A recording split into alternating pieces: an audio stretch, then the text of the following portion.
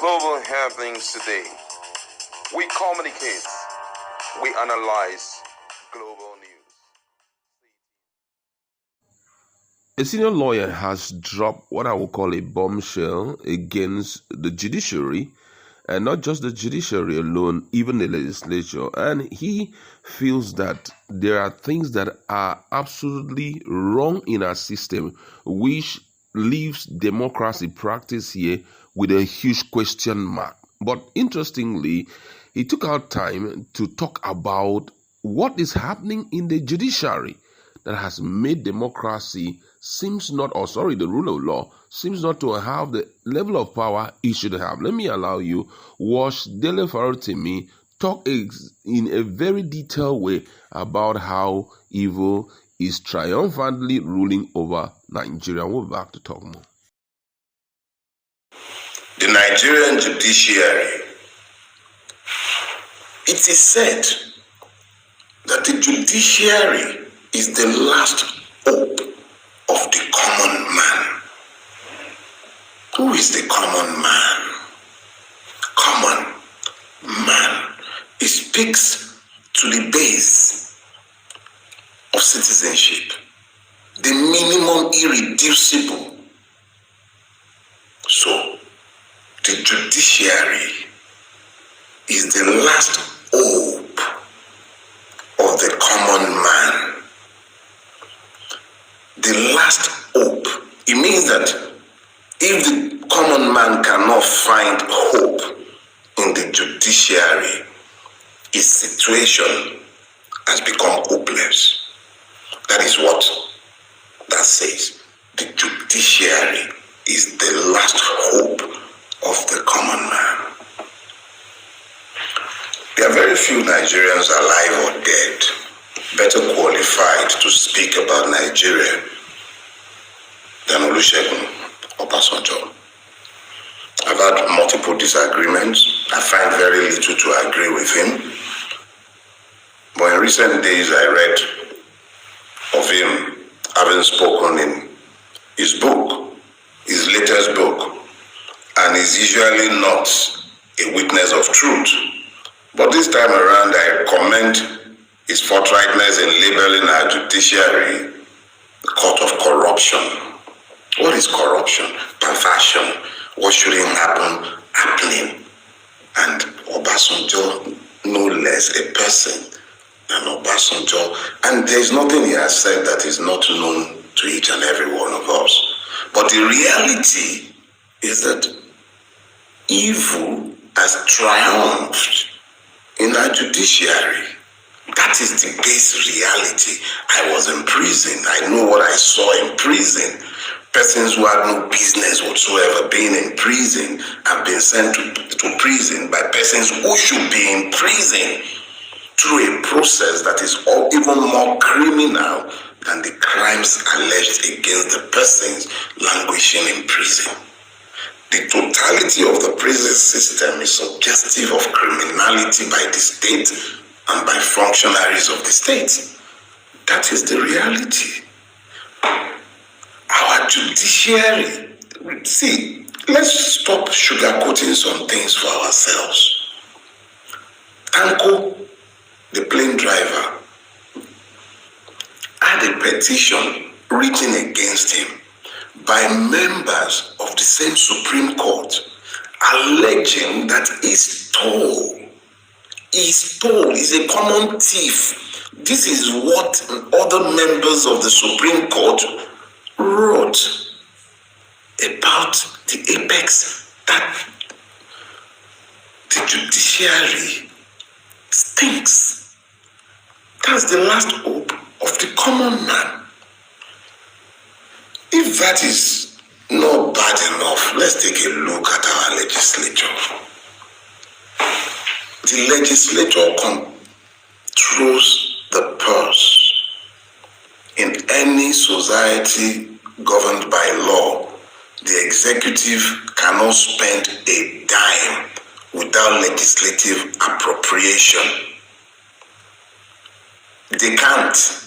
As crazy as Trump is, he cannot spend a dime without due appropriation by the United States Congress. That is the essential power of the legislature. But what is happening in Nigeria is bad enough that the constitution does not belong to the people. It's tough enough that we've all had to pretend and lie to ourselves that we're a place governed by law when we know it is not. But it has never happened that evil is growing so triumphantly in the marketplace that every significant item of expenditure in the Nigerian space in the last 10 years, particularly in the last two, beginning from the Lagos-Calabar road to infamy, moving on to the renovation of the airport for 721 or 712 billion? What kind of barefaced? Oh yeah. Everybody who would have shouted, who once had a lot to say, silent. And you say evil has not triumphed. What stilled the tongues that once wagged against evil in this country? How have we come to a point where it does not matter what the president does with the public purse? Lagos Calabar, like 4 billion per kilometer. The road is already failing. No competitive bidding, no bidding of any sort, no tender, no appropriation, just announcement. Airport, the same thing. What is going on? And we say evil has not triumphed. Look, in a classic case of corrupt states, you find a legislature that is malleable enough to make stupid laws that serves nobody's interest but those of the narrow interest of the ruiners. You'd find a judiciary nowhere near as useless as the one we have evolved. And then you'll find an executive truly made up of thieves. Welcome to Nigeria. All right, welcome back. That was the job of a cleaner, I must say, dragging out Judiciary and giving a picture of what he really means by, evil ruling over the nation via the weaknesses that is found in both the judiciary and the legislature, who are supposed to be a watchdog over the executive. What's your standpoint on this?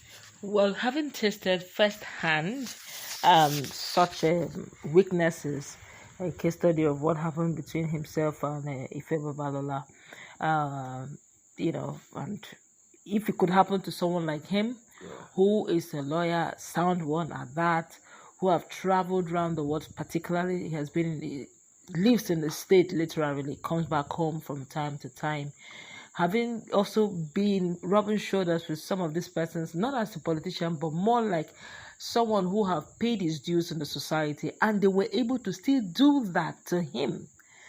Being that in the courtroom is supposed to be a comfortable place for him, being that he's a lawyer, and they were able to do that. He that even has a voice, he usually calls himself the victim of Nigeria.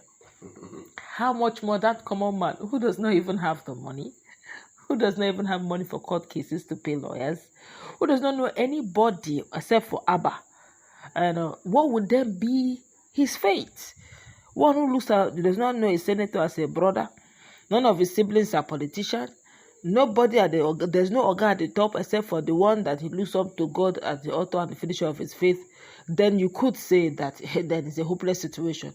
And that's why he's saying that if every other thing is being bypassed and the judiciary does not stand as the last hope of the common man, then we're in a situation here. And I believe that when they were training them and swearing them in, when they were having their oath, they should have known the job they signed for.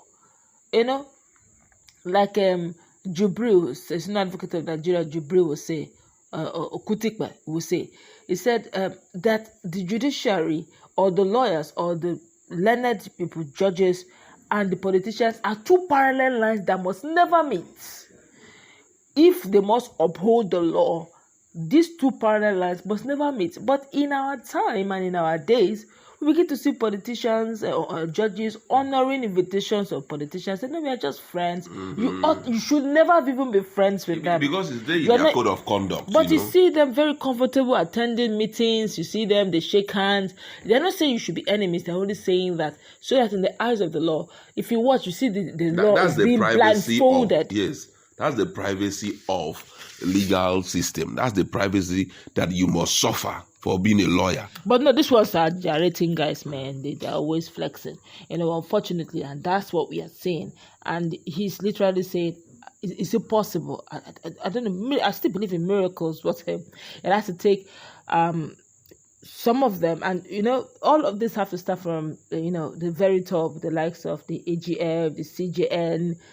Will there be a change? Well, let's find out in a moment. All right, that's what we'd like to leave you. Let's meet